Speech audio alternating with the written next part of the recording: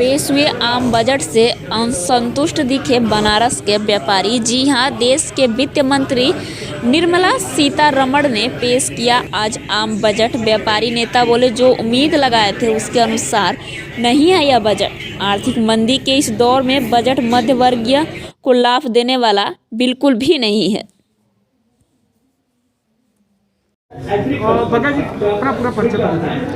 राष्ट्रीय वरिष्ठ संगठन मंत्री, वाराणसी व्यापार मंडल अध्यक्ष अजीत सिंह बग्गा। जो है आज वित्त मंत्री बजट पेश कर रहे हैं, कितना हद तक इससे संतुष्ट है, सहमत? आज के बजट से संतुष्ट असंतुष्ट की बात तो अलग है। कोई भी व्यापारियों को या आम जनता के लाभ की बात समझ में नहीं आई कि जिससे महंगाई कम हो सके। हाँ, इन्होंने कुछ किया अच्छा है, जैसे इनकम टैक्स रिटर्न जो भरा जाता था अब वो 2 साल तक का उसमें समय दे दिया है कोई त्रुटि होने पे, और अगर आप भूल गए हैं तो उसको भर सकते हैं। इसके बाद इन्होंने स्टार्टअप और उद्योग और उसके लिए जो रक्षा व्यय का 25% दिया, उससे भी बढ़ोतरी होगी विकास में। पर इन सब चीज़ों से महंगाई नहीं घटेगी।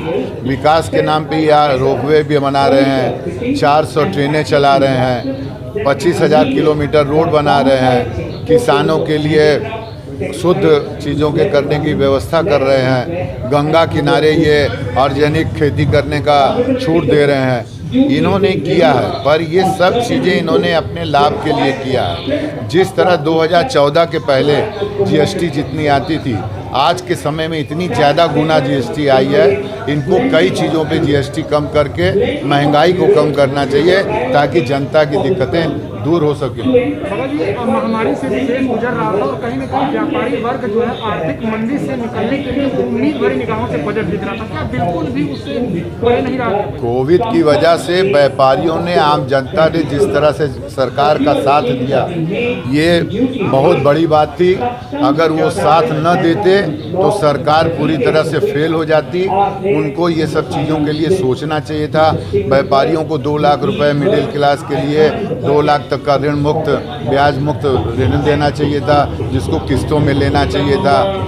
ऐसे करके छूट देनी चाहिए थी कई चीज़ों में। आज 2022 बजट पेश हुआ है, अगर महिलाओं की बात की जाए तो कितना संतुष्टि भरा रहा या नहीं? 1% संतुष्टि मिली है बस, क्योंकि महिलाओं के लिए वो महिला होकर के कुछ भी नहीं की।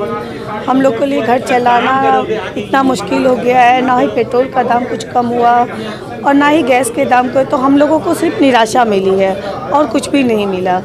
अब हम लोग के लिए रिक्शा भाड़ा है, ऑटो है, हर चीज़ का रेट बढ़ गया है। और ऐसे जो लोग, जैसे हम लोग के पास गाड़ी है तो हम पेट्रोल के दाम बढ़ गए हैं, तो हम लोग छोड़ने जाते हैं बच्चों को, तो हर चीज़ बहुत मुश्किल हो गया। ये सबको लेके हम लोगों ने सोचा था कि आज बहुत राहत मिलेगी, लेकिन कोई भी राहत नहीं मिली।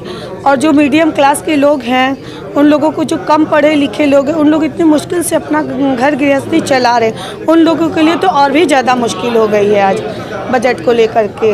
अब उन लोग क्या करेंगे, घर चलाएंगे कि बच्चों को पढ़ाएंगे, पढ़ाई लिखाई, उन लोग मनमाना फीस ले रहे हैं। तो ये सब चीज़ के लिए हम लोगों ने सोचा था, लेकिन वो महिला होकर के कुछ भी नहीं की। ऐसा कोई बजट नहीं है कि जिससे हम लोग असंतुष्ट हो सके। 2022 चुनाव नजदीक है, कहीं जी, कहीं बजट को लेकर उम्मीदें रही होंगी, वो उम्मीदें क्या पूरी नहीं हो रही?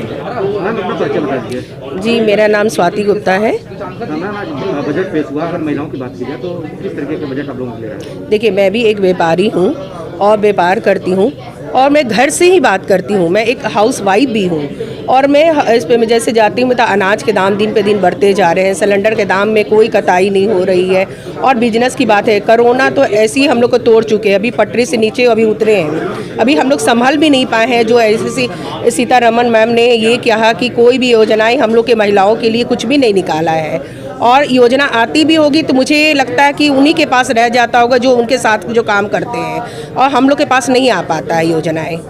जैसे आपका बैंक का लोन है, वो लोन अगर माफ़ कर दिया जाए, अगर आपको बैंक होम लोन के लिए मिल जाए तो वो ज़्यादा बेटर है। कहीं ना कहीं महिलाओं ने एक रोक है कि बजट में उनके लिए कुछ भी नहीं, हम लोग के लिए कुछ नहीं है, और योजनाएं हम लोग बहुत